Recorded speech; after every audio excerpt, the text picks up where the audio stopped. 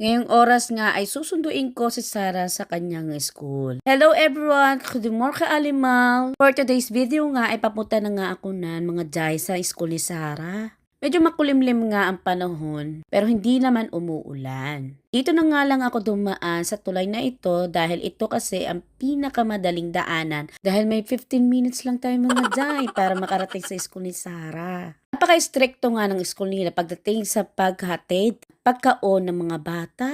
Dahil nga guys dito, per oras namin binabayaran ang daycare. Inshallah, diba? Kamahalan nga talaga dito guys ang mga daycare.